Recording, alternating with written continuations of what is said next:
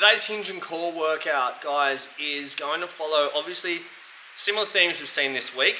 The concepts that I want you to be aware of is the split snatch. So obviously, just like we saw on Monday, we had the split clean where we would step back as we cleaned it.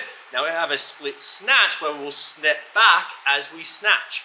It really isn't as complex as it sounds, because if you can get the snatch, you really can just then step back there afterwards and turn it into a reverse lunge.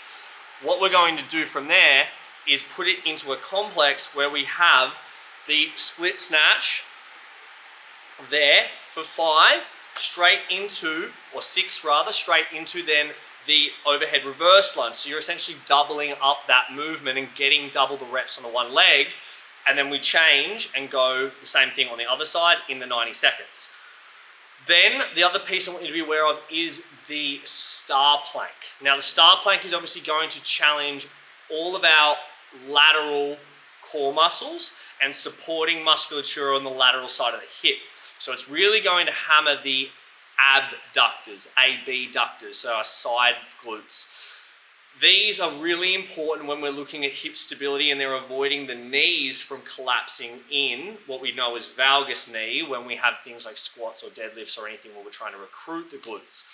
So, straight legs, longer lever is obviously harder, bent knee, shorter lever, easier. Give people both options and let them choose something that works for them.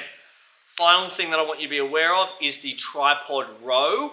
This is a pretty straightforward sort of single arm supported row, something that I'm sure you've done in the past. It is really important with this that we are getting people to push away and create a stable base from the shoulder. We don't want to see any like scap back, shoulder depressed, shoulder collapsed position. We actually want to use the serratus around the ribs and create a really strong supported position. And then the other hand is the one that can do the protraction and retraction.